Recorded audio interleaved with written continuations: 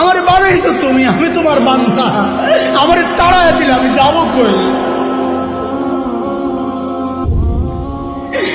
কই যাবো? তুমি ছাড়া মাফ করবে কে বলো? কার কাছে যাওয়া ভিক্ষার হাত পাবো বলো?